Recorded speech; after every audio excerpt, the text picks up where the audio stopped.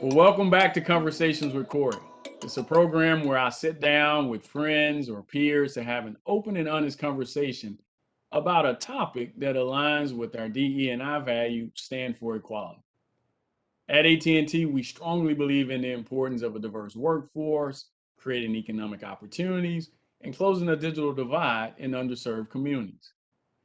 I am excited. I'm really excited to spotlight an organization and a woman leader that excels at these aims. IllumiNative is dedicated to advancing new narratives and dismantling the invisibility, the erasure, and toxic narratives that impact Native American and Indigenous peoples today. The organization is led by its founder and its CEO, Crystal Echo Hawk, who we all have the pleasure of spending some time with today. Thank you so much, Corey. It's so good to be here with you all. Before I start peppering you with questions, tell us a little bit about yourself. Well, I'm a citizen of the Pawnee Nation of Oklahoma. That's where our reservation is located.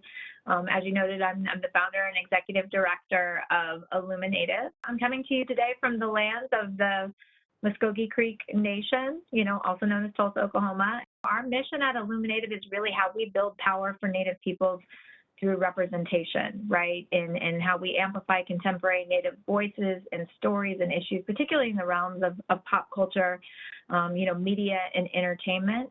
And these are the ways also that we really work to dismantle, and fight against systemic racism. I want to acknowledge that a lot of us just came back from spending Thanksgiving with loved ones, families. I recognize, look, the whole topic of Thanksgiving is a sensitive topic, especially in this context. I would like to get just your thoughts and sort of your perspectives on this discussion around Thanksgiving. So we are going to do that later on. The first question is going to be a softball. Talk to us specifically about IllumiNative and what led you to found this organization and to initiate this work.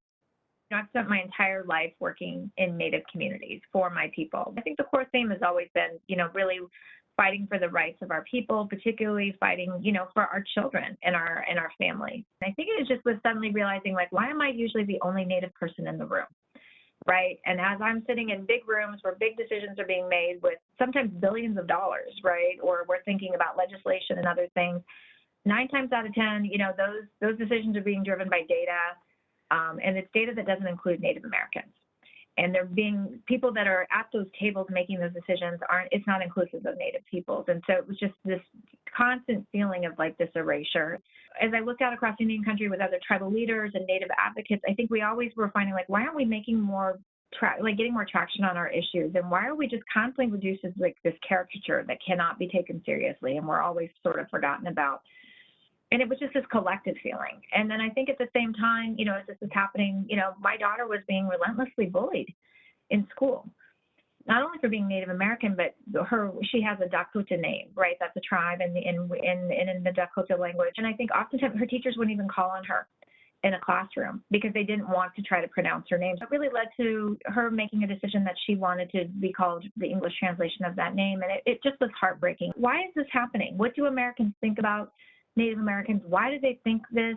And how do these sort of dominant narratives and stories and perceptions affect the way that we're treated? That project was called the Reclaiming Native Truth Project. And we, through that research, we learned so much that it wasn't just what we were feeling and experiencing as individuals. We suddenly realized that the erasure of Native Americans and the erasure of contemporary Native peoples as part of the country is a real thing, to the point that nearly 80% of Americans know little to nothing about us, and that 72% report rarely or ever encountering any information.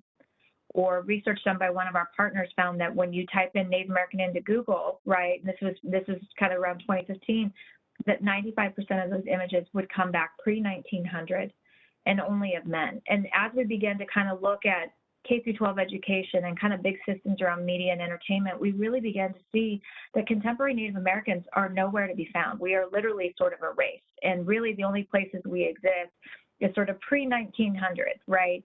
And the kind of representations that are not necessarily authored by us. And if we do sort of show up, we're showing up as racist sports mascots, or caricatures and in costumes or in Westerns. So with that body of research, it was really like, what are we going to do about it? And so that's when I founded IllumiNative in 2018 to really look at how we take this research and translate it into action. You talked a little earlier about representation, right? And the lack thereof for Native Americans. You have this quote, representation matters, but the quality of representation matters even more. So give me a little more context about that and what you mean by that and the impact of representation on the community. Yeah, absolutely. I mean, it's so true. It happens a lot with the sports mascot stuff, right? Like, we're honoring you, right? Us running around with red face on and turkey feathers and us, our sort of interpretation of we're honoring you guys, right? And it's like, no, you're not. The science shows the harm that racist sports mascots, psychological harm it causes to Native American children, right? Documented by science. How we've been represented has not been defined by us, right? It's been defined by non-natives, right? Across history. And so oftentimes as Native peoples, we're kind of forced into this, false dichotomy or binary of like, you can either choose to be invisible or you can choose to be represented how we want you to be represented. And that is really what it's been for so long. But really, there has been this growing movement and momentum across Indian country to say no more. And no more stories about us without us, right? And to really begin to define who we are. And our first two Native American TV shows, both successes, they just got renewed for season 2, or to have the representation of the first ever Native American cabinet secretary. The federal government, the Department of Interior, is now going to be banning derogatory place names on federal property and lands, which includes things like squaw, which is a derogatory term, and others. And so that's what happens when representation matters and quality representation. Absolutely. The representation you talked about, the quality representation, does matter for all those reasons you just talked about, for sure. It also has impact on economic opportunity for the community. And I've said this for years. Those go hand in hand. That changes or forms people's perspectives and thinking on everything from capabilities to desires, right? Share with us some ways that you think IllumiNative can help provide some economic opportunities for the Native American community, and as well as, when you look even outside of IllumiNative, things that we should be doing as a country. Yeah, absolutely. There's such an opportunity to support Native American business owners this holiday season. We have thriving businesses across fashion, food, you name it, we make it, right? So looking at sort of that, but then I think we've gone into deep partnerships, right, with companies to really look at how can we work with you to create pathways, right, into, companies for representation of Native Americans. One of the ways I think that will be very helpful in that work, right, and it aligns perfectly with what we're doing at AT&T. We are a technology company. We are a connectivity company. We're going to do everything we can, Crystal, to try and help close that digital divide, right? And we just recently announced a $2 billion commitment to try and help close that divide. I think it's very relevant in this conversation because that's one of the challenges that the Native community is facing as well, is access to that good, robust connectivity. I really want to commend AT&T for making this investment, because I think for all of us, it's, whether we're talking about Native communities, other communities of color, all folks, this Rona, the pandemic, boy, leveled us all to understand the importance of connectivity. We live in this increasingly digital world, right? That when we have huge swaths of this country that don't have good access or reliable and consistent access, it's really problematic. I mean, there are so many different reservations in this country I've been on where you drive through large sections of it and they're dead zones, right? And you think about, that really can be a matter of life or death. And so it's so vitally important, the investment that you all are making. So what I want to spend the last few minutes with you on, how can I be an ally? And I asked that question going back to an earlier point around Thanksgiving.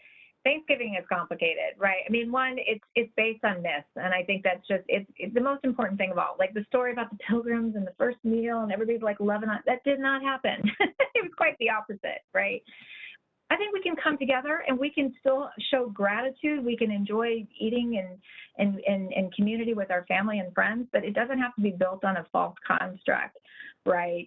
That really serves to erase a true history. So I think the best thing I would say to people is just educate yourself. There's wonderful books and articles out there. There's also a lot of age-appropriate material out there that you can just find a way to just empower our children around truth and education, right? And just empower ourselves. I appreciate that. It's about being really clear on the difference between the narratives versus the facts, and all the times those two don't align. But I love the way you framed it, though. You still can celebrate that time with family, with friends, right? That all still is relevant, but just know what it's based on versus what it's not based on. And that's being a good ally, I think, is just being educated. It's about sometimes turning over the mic. It's about creating spaces. Just like today, you have been wonderful about creating a space for me to be in conversation with you all, right? And it's really looking at those opportunities. How do we internalize, turn around and say, what could we be doing better here, right? And how do we create more opportunities to broaden our table, right? That is inclusive of Native peoples and all peoples. So, Crystal, that is a heck of a way to put an exclamation point on this conversation. Thank you for just all of the work that you're doing with IllumiNative and educating all of us. Really appreciate that. We're honored, candidly, to be able to amplify the work that you're doing at IllumiNative, and we'll support that in any way that we can and enjoy the rest of the holiday season. Thanks again for joining us. Take care. Thanks, Corey.